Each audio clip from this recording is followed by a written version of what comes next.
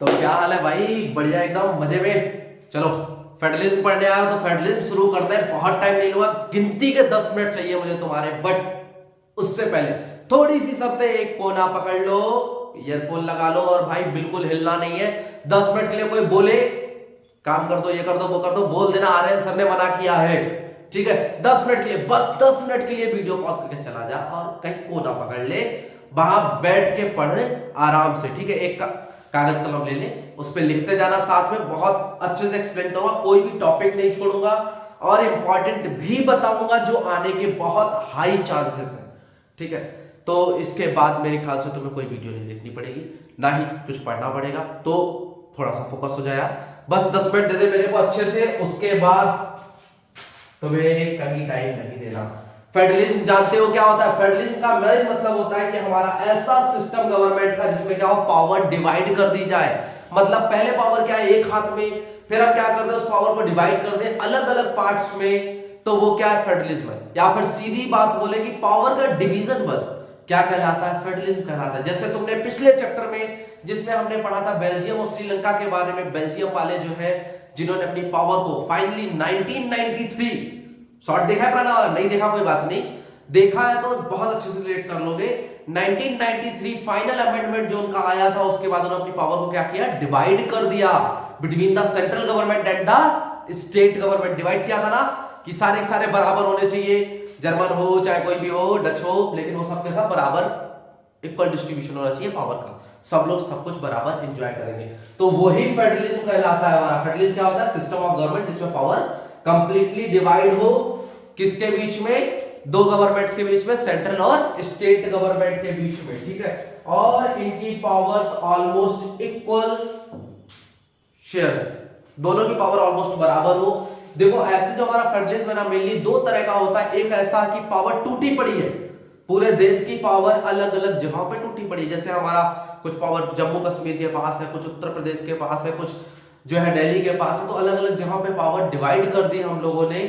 और उसके बाद क्या हो, फाइनली सारी स्टेट्स डिसाइड कर ले कि हम क्या करेंगे यार, हम एक सेंट्रल गवर्नमेंट बनाएंगे, एक फाइनल गवर्नमेंट बनाएंगे जो सारी गवर्नमेंट को कंट्रोल करेगा। तो इस तरह के जो सिस्टम जो है उसको बोलते हैं यूनिटरी सिस्टम, मतलब यूनाइट करना, जो यूनाइट करने वाला सिस्टम हो, पावर डिवाइड पड़ी हो और वो क्या हो जाए, यूनाइट हो जाए, तो ऐसे को यूनिटरी सिस्टम बोलते हैं हम लोग। ठीक है, और जो हमारा पावर खुद डिवाइड करने की सोच ले कि पावर पहले एक हाथ में, जैसे हमारा देश आजाद हुआ था, पूरी की पूरी पावर्स कांग्रेस के पास चली गई थी सेंट्रल गवर्नमेंट में। फिर उसने क्या बोला कि हम अपनी पावर को डिवाइड करेंगे और फिर अलग अलग स्टेट्स बना दी। हालांकि ये इतना सच भी नहीं है, पावर हमारे डिवाइड तो करी गई बट इक्वल डिस्ट्रीब्यूशन नहीं हुआ। इक्वल डिस्ट्रीब्यूशन नहीं हुआ मतलब कि सेंट्रल गवर्नमेंट थोड़ी पावर ज्यादा एंजॉय करती है और स्टेट गवर्नमेंट थोड़ी सी पावर एंजॉय कम करती है। ठीक है, इस कंडीशन में जो हमारी सेंट्रल गवर्नमेंट बोलती है वो स्टेट गवर्नमेंट को करना पड़ता है, बट इसमें दोनों जो है एक दूसरे के साथ राजी खुशी हो तब काम चलेगा। ठीक है, ये हमारे जो है फेडरल गवर्नमेंट में आता है, याद रखना, एक यूनिटरी, दूसरा कमिंग टुगेदर। ठीक है, कमिंग टुगेदर। अब हमारा जो कमिंग टुगेदर है फेडरेशंस, उसमें क्या होता है कि जो छोटी छोटी है, छोटी छोटी कॉन्स्टिट्यूएंसीज है, वो क्या कर रही है, एक साथ आ रही है, इकट्ठी हो रही आके है। जो अभी अभी तुम पढ़ के आए थे हमारा यूनिटरी सिस्टम, उसी को समझो कमिंग टुगेदर फेडरेशन, जिसमें क्या हुआ, इंडिपेंडेंट स्टेट्स जो है वो एक साथ आके बने और एक बड़ी यूनिट बनाए। जैसे कि यूनाइटेड स्टेट ऑफ अमेरिका, बड़ी बड़ी यूनिट्स एक साथ आई और यूनाइटेड स्टेट ऑफ अमेरिका बना दिया उन्होंने, और उसमें क्या है, सारी सारी पावर्स यूएसए के पास चली गई। उसके बाद स्विट्जरलैंड, ऑस्ट्रेलिया, बिल्कुल सेम एग्जांपल, इसी तरह उन्होंने बहुत सारे पार्ट्स को इकट्ठा किया और एक बड़ा पोर्शन बना दिया, जिसमें उन्होंने एक सेंट्रल गवर्नमेंट बैठा दी जिसके पास बहुत हद तक पावर पहुंचा दी। एक कमिंग टुगेदर फेडरेशन जिसमें छोटी छोटी कॉन्स्टिट्यूएंसीज मिलके एक बड़ी पावर बना दे। होल्डिंग टुगेदर फेडरेशन हमारा क्या होता है, एक बड़ी कंट्री जो क्या करे, अपनी पावर को डिवाइड कर दे। एग्जांपल योर देश, हमारा भारत, इंडिया और स्पेन और बेल्जियम। ठीक है, हालांकि इतना कुछ पंगे नहीं लेने। फिर उसके बाद कॉन्स्टिट्यूशंस जो है उसमें मेनली 3 लिस्ट्स होती हैं, जिसमें पता लगता है हमारा जो सेंट्रल है और जो स्टेट है। सेंट्रल और स्टेट दोनों के काम क्या है। सेंट्रल को जो काम होते हैं वो किस में आते हैं, यूनियन लिस्ट में आते हैं। यूनियन लिस्ट किस चीज पे काम कर सकती है, जैसे फॉरेन ट्रेड हो गया, बैंकिंग हो गई, हमारी करेंसी के ऊपर बात हो गई, तो ये सब किस में आते हैं, यूनियन लिस्ट में आते हैं।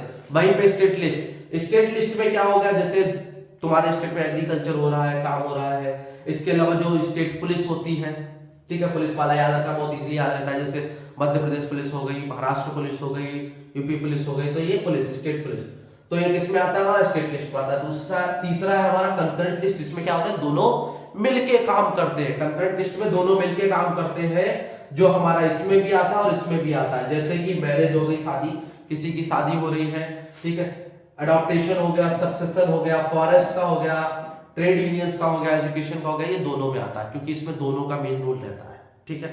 मैरिज में दोनों का कैसे रोल, जो यहाँ पे मैरिज कर रहा है उसका सेंट्रल में भी रजिस्टर होगा, जिससे कि वो कभी फॉरेन में मूव करे तो काम है, ठीक है। तो स्टेट और कंकरेंट, सॉरी, स्टेट और यूनियन दोनों की चीजें किस में आती है, कंकरेंट में आती है, याद रखना इस चीज को।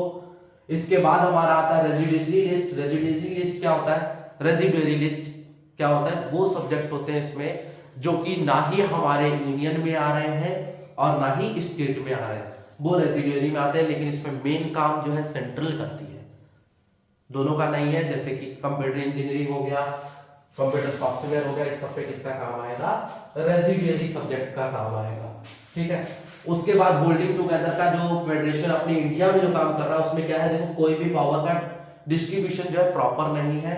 जो हमारी यूनियन टेरिटरीज है वो कुछ क्या कर रही है, स्पेशल पावर्स का एंजॉयमेंट कर रही है, मजे ले रही है, ठीक है। जैसे कि हमारा ईस्टर्न एरिया हो गया, ईस्टर्न एरिया में क्या है कि उन लोगों के पास कुछ स्पेशल पावर्स मिली हुई है उनको, कि वहां पे जाके कोई घर नहीं बना सकता, वहां पे जाके परमानेंट सेटलमेंट नहीं ले सकता, तो ये क्या है, ईस्टर्न स्टेट्स के पास है, ठीक है, इस चीज को याद रखना।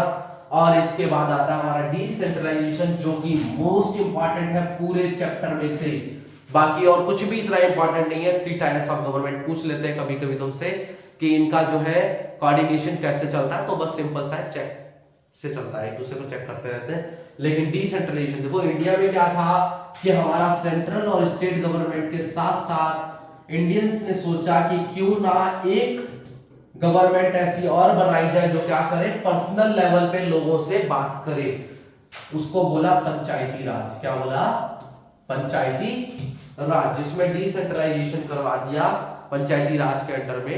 याद रखना पंच बनाए जाते हैं, इसलिए मैंने पंच ही लिख के छोड़ दिया, पंचायती राज। पंचायती राज में क्या होता है कि एक गांव का एक मुखिया चुन लिया जाता है। कैसे चुना जाता है, पहले एक गांव में 5 जो है वार्ड मेंबर चुन लिए गए, ठीक है, 5 से ज्यादा भी हो सकते हैं। वार्ड मेंबर्स क्या करते हैं, फाइनली वोटिंग करवाते हैं और एक मुखिया बना लेते हैं, एक सरपंच बना लेते हैं, जिसको हम लोग क्या बोलते हैं, प्रधान बोलते हैं। क्या बोलते हैं, प्रधान बोलते हैं। और जब बहुत सारी ग्राम पंचायत, ये प्रधान बनता है ग्राम पंचायत का। ग्राम पंचायत जरूरी नहीं एक गांव का हो, कई गांव का हो सकता है, 2 या 3 छोटे छोटे गांव का हो सकता है। और ये किया क्यों जा रहा है, क्योंकि उनको लगता था कि जो गांव के लोग हैं वो अगर खुद से रूल करें अपने लोगों पे तो वो उनको ज्यादा अच्छे से समझेंगे, बाकी प्रॉब्लम्स को वो ज्यादा अच्छे से समझेंगे। इस पॉइंट को ध्यान रखना, पूछा जा सकता है और डिसेंट्रलाइजेशन का आएगा तो इस चीज को जरूर लिखना है, ठीक है। जो हमारी ग्राम पंचायत है जब बहुत सारी इकट्ठी होती है तो क्या बनाती है, वो पंचायती राज जो है हमारा आगे बढ़ के पंचायती राज सिस्टम बना देता है। और उसके बाद हमारी वो और आगे बढ़ती है तो जिला परिषद बना देता है। और जिला परिषद में क्या होता है, चेयरमैन बनता है जाके।